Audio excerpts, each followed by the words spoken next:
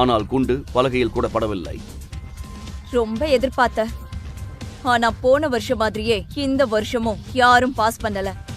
நீங்க எல்லாரும் உங்க பொசிஷன்ல போய் நில்லுங்க. இது தங்களால் முடியாது என்பது இப்போது அனைவருக்கும் புரிந்தது.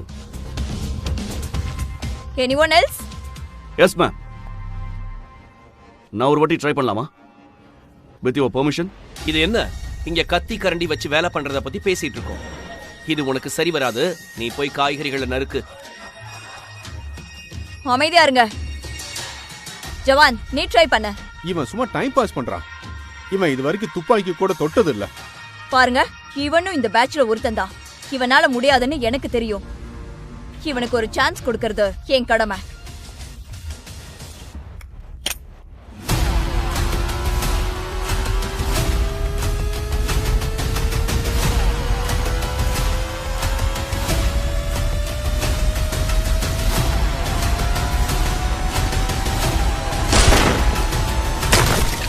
Thank you ma'am. விக்ரம் குறிவைத்த உடனேயே அனைவரும் தங்கள் சுயநினைவை இழந்தது போல நின்றனர். விக்ரமின் இலக்கை கண்டு தீரஜ் வாயடைத்து போனான்.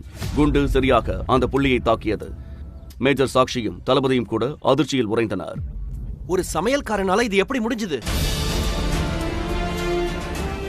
நீ இது வரைக்கும் துப்பாக்கியை கூட கையில் எடுக்கல. அப்புறம் எப்படி உன்னால இவ்வளவு அக்யூரேட்டா குறி வைக்க முடிஞ்சது?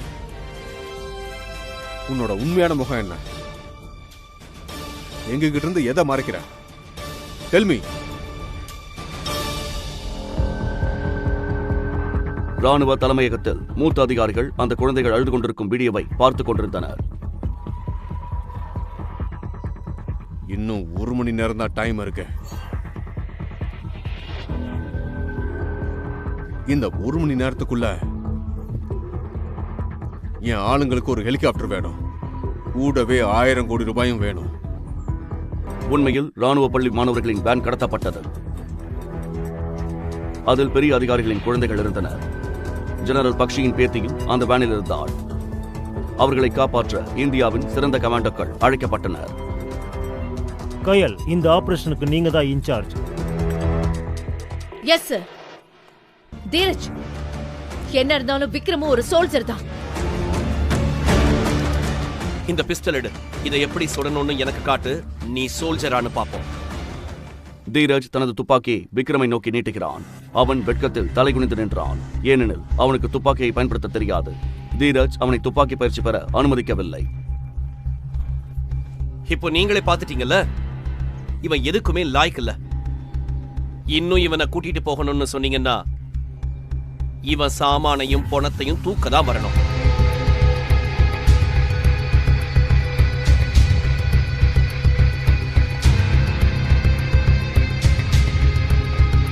பின்னர் சிறந்த கமாண்டோக்கள் குழுவில் ஒரு உதவியாளராக விக்ரம் இதில் சேர்த்துக் கொள்ளப்பட்டார்.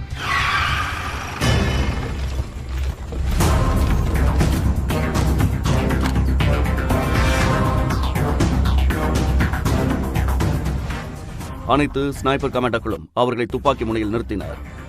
லெப்டினன்ட் தீரஜ் கத்தினார். வாட்ட முடிஞ்சது ஃபெரோஸ். நீங்க எல்லாரும் எங்க ஸ்னைப்பர்ஸோட டார்கெட்ல இருக்கீங்க. உங்க தலை கொஞ்சமாவது அசைஞ்சா கூட அது தர்பூசணி மாதிரி சதறிடும். உயிரோட இருக்கணும்னா சரணடைஞ்சிருங்க. ஏய், அங்கே நில்லுங்க. இந்த ரோட்ல நான் பாம்பு வச்சிருக்கேன். இந்த பஸ்லயும் தான். யாராவது ஒரு அடி முன்னாடி எடுத்து வச்சா எல்லாம் முடிஞ்சது. இதை அழுத்தினா எல்லாம் வெடிச்சு செதறிடும். பின்னாடியே நில்லுங்க. இதை கேட்டு கமாண்டோக்கள் காலடியில் பூமி நழுவது போல இருந்தது. Yes sir, I'm on it. Okay sir, show me.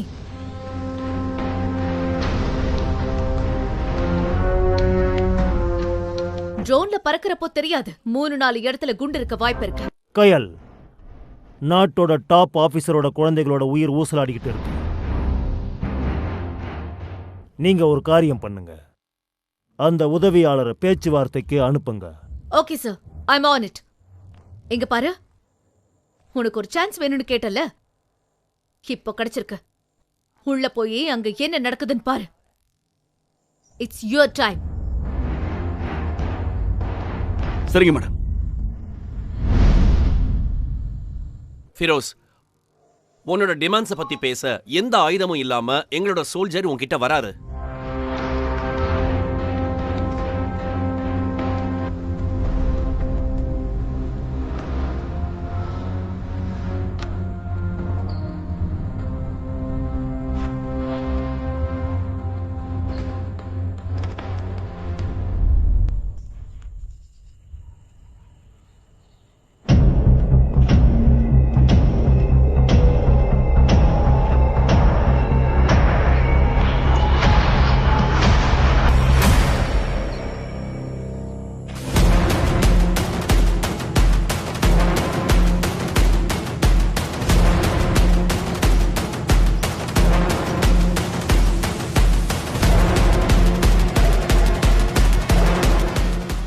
அந்த கொடூர பயங்கரவாதி ஃபெரோஸ் விக்ரமின் முகத்தை பார்த்தவுடன் அவனது கால்கள் நடுக்கத் தொடங்கின.